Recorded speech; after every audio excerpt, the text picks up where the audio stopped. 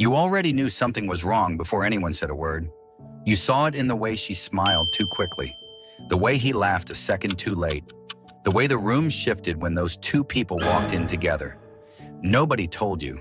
You just knew. And you said nothing, because what would you even say? Hey, I can tell you're not actually okay. I noticed you flinched when he said that, so you stayed quiet, watched, filed it away, and carried it home with you like you always do.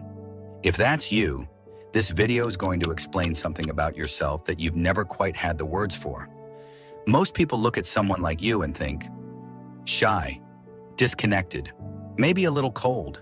They're wrong. What's actually happening inside your mind in a crowded room is more cognitively demanding than anything the loudest person there is doing. Meet Jordan. Jordan walks into a party, doesn't announce anything, finds a corner, gets a drink, and starts watching.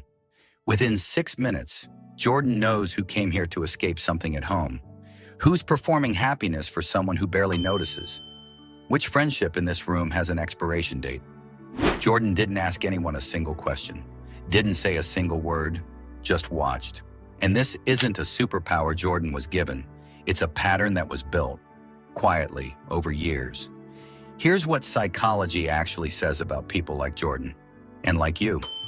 Research on social cognition shows that people who speak less and observe more score significantly higher in something called self-monitoring, the continuous, real-time reading of every social situation they enter. Brain imaging studies show that observant, introverted people have stronger activation in the regions of the brain tied to internal processing, planning, evaluating, pattern recognition. While everyone else in the room is reacting, you're processing. While they're performing, you're recording. Your brain is not quieter in a crowded room, it is louder. But here's the question nobody thinks to ask.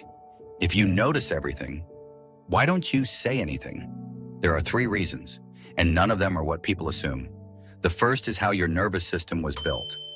Dr. Elaine Aron identified a trait in 1997 called sensory processing sensitivity.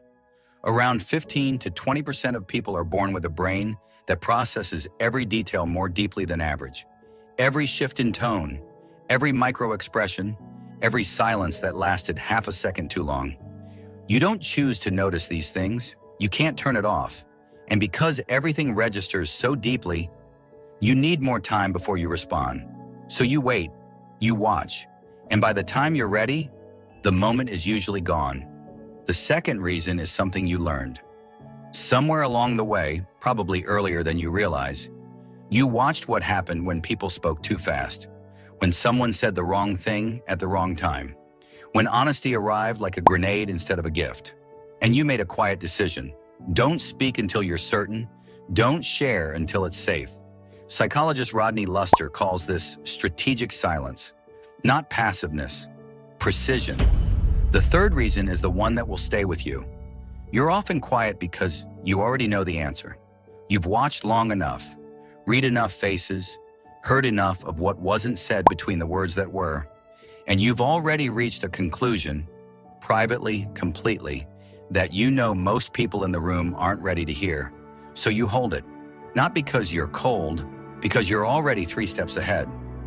A family mediator once said, "The quietest person in a tense room is always her best weather vane, not because they're detached, because they're the only one who's been paying full attention the entire time." And here's what this costs you, because it does cost something. You leave conversations carrying things that were never yours to carry. You feel the tension in a room that nobody else even registered. You go home exhausted from a party where you barely spoke. Not because being around people drains you, but because you were working the entire time. And yet, when you finally speak, really speak, it lands differently, because nothing you say is wasted. Every word was chosen, every sentence earned. People don't always know why they trust you. They just do. They don't always know why they tell you things they've never told anyone else. They just do. So if you're someone who watches more than you speak, who leaves every room knowing more than you arrived with, who carries the weight of what everyone else missed, you are not broken. You are not too much. You are not missing out on something the loud ones have. You just process the world at a depth most people never reach. And in a world that never stops talking, the ones still listening are the ones who actually understand it. Subscribe, because next video, we're going somewhere you really didn't expect.